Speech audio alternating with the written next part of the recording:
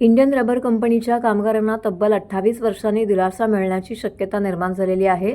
सहानुभूती म्हणून कामगारांना कंपनीकडून आर्थिक देणी मिळावी यासाठी आमची कार्यवाही सुरू असून कंपनीची जागा क्लस्टरसाठी घेण्यात आल्याने आयुक्तांनी देखील सकारात्मक भूमिका घेतली असल्याची माहिती आमदार संजय कैकर यांनी दिलेली आहे। ठाणे महानगरपालिकेच्या निवडणुकीनंतर पुन्हा भाजपच्या कोपड येथील कार्यालयामध्ये आमदार संजय कैकर यांचा जनसेवकाचा जनसंवाद हा उपक्रम सुरू झालेला आहे।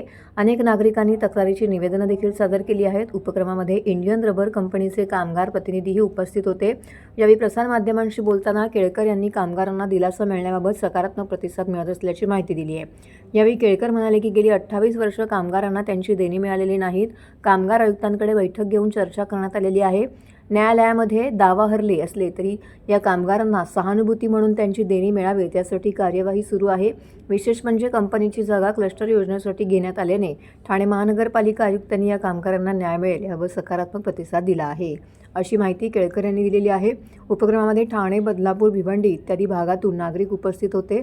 सर्वाधिक तक्रारी या आर्थिक फसवणुकीच्या प्राप्त झालेल्या आहेत। आर्थिक गुन्हे शाखेची दिरंगाई, कमी मनुष्यबळ यामुळे आर्थिक गुन्हे शाखेकडे अशा तक्रारींची प्रकरणे रखडली आहे।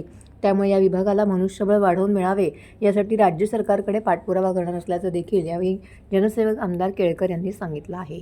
निवडणुकीच्या नंतर लगेचच 2 दिवसांनी आज सोमवार आपण हा जनसंवाद कार्यक्रम सुरू केला, कारण की लोकांचे अनेक प्रश्न हे प्रलंबित असतात। तर आज देखील ज्यावेळेला सुरू करणार असं आम्ही जाहीर केलं, तर त्याच्यानंतर आज देखील मोठ्या प्रमाणामध्ये लोक आले होते। बदलापूर असेल, ठाणे असेल, भिवंडी असेल, असं निरनिराळ्या भागातलेही काही प्रतिनिधी आले होते। त्याच्यामध्ये फसवणुकीचं प्रकार जे झालेले आहेत ते लोक बरेच होते। इंडियन रबर कंपनीचेही कामगार आले होते, त्यांना तर 28 वर्ष झाली अजून त्यांची देणी मिळालेली नाही आहे। आणि त्याच्या संबंधामध्ये देखील आम्ही आयुक्तांच्या बरोबर एक बैठक घेतली आणि कोर्टात जरी हरले असले तरी सहानुभूतीचा माणुसकीच्या हिशोबाने त्या कंपनीकडनं त्यांना देण्याच्या संबंधी आमची कार्यवाही चालू आहे। आणि आयुक्त महापालिकेचे यांनी कबूल केलेलं आहे, कारण त्या कंपनीची जागा जी आहे ती क्लस्टरकरता घेण्यात आलेली आहे आणि त्यामुळे या कामगारांना दिलासा मिळण्याची शक्यता आहे।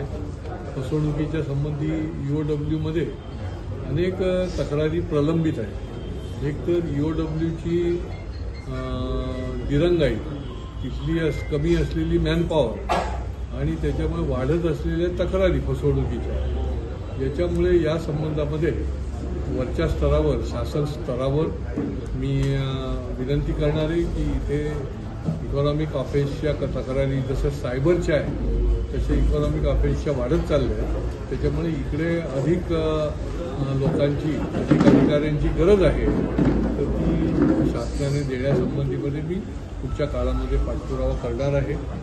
बाकी बदलीच्या संबंधामध्ये, प्रवेशाच्या संबंधामध्ये असे निरनिराळे नागरिक जे आहेत ते येतात।